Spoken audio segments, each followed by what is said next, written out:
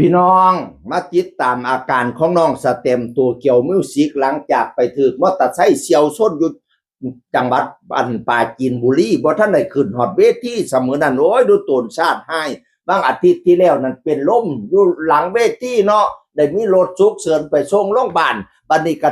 รถชนกับรถฉุกเฉินก็ไปส่งโรงพยาบาลอีกโอ้ยพระศุกร์เข้าพระเสาร์แทรกอังคารเบรกเข้าบ้างกลางแท้เนาะพี่เป็ดหน้าลายพี่ไผ่หน้าเมาพี่เป่าหน้าแหลมมาเล่นต่ำอยู่บ่เซาแต่น้อยอีหล่ะคำเพ็ญแต่งเนาครอบครัวก็เลยพาไปพักรักษาตัวอยู่บ้านก่อนช่วงเนี่ยอยู่บ้านกทมก่อนว่าซั่นว่านะพ่อแม่ปู่ย่าตายายก็มาผูกแขนเอาพี่น้องผูกแขนลูกผูกแขนหลานขวัญให้มาอยู่เนี่ยอยู่คิงซะเด้อบัดนี้เด้อให้แม่ปู่ย่าคุณยายคุณป้าผูกแขนเรียกขวัญกลับคืนมาให้หลังจากนี้ขอให้เจอแต่สิ่งดีๆเข้ามาในชีวิตพะนะว่ามาเด้อขวัญเอ้ยเข้าคิงจะเหม็นสาบเข้าคาบจะเหม็นปุ๋ยเด้อขวัญแข่งให้มาอยู่แข่งลีลาขวัญขาให้มาอยู่ขาลีลาละไม่ขวัญหูขวัญดังดูดมกินนักดินขวัญหัวใจขวัญในและขวัญนอกขวัญขอกและขวัญกลางขวัญเอวบางขวัญนมกลมกิ้วขวัญทองหน่อยหิวและเฮานมขวัญผมดำดูอาจข้าจักขอเชิญเจ้ามัดฟ้ามาช่วยเฮียเกินขวัญมาเยอะขวัญเอ้ยมาเด้อขวัญเอ้ยเขาจิ้งจะเหม็นสาบเขาคาบจะเหม็นกุยเด้อให้มาอยู่เฮียนเสาเกณฑ์มาอยู่แทนชะแนนเพียงมาอยู่เตียงไม่เกลมาหอดเดวจงอยู่สวัสดีบามาเยอะขวัญเอ้ย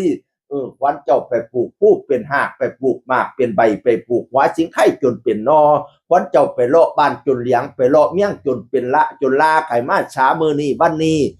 ขวัญเจ้าบ่มาแดดเดือน3สีน้ำจีขวัญเจ้าบ่มาแดดเดือน4สีน้ำขาขวัญเจ้าบ่มาแดดเดือน5สีน้ำเผาเด็กให้มาช้ามือนี่บ้านนี้ขวัญเจ้าไปมุดน้ำบังเลิกกินป่าไปอยู่หน้าทงหลวงกินเข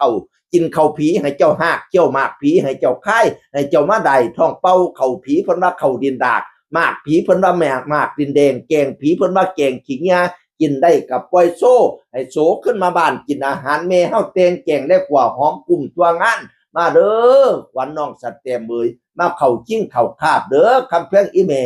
ฝนตกอย่าสะดุ้งไปหน้าฟ้าห้องอย่าสะดุ้งไปไกลก่อนเจ้าไปจังไปขิ้งไปกว่าจังกว่าลูกจากป่ามาเฮียนลูกจากสวนมาบ้านเจ้าขี้ข้านให้เจ้านอนอยู่เฮียนอยู่ชานดอมพ่อดอมแม่เจ้านี้บัดนี้ให้อยู่ดีแข็งแรงซะเด้อบัดนี้คำเพียงอีแม่เขาแนวบ่จบพอสิแนวบ่ดีพอสิล่างให้ขาวงามจังหอยอย่างยดย่อยน้ำปุ่นอย่าให้มีบัดยา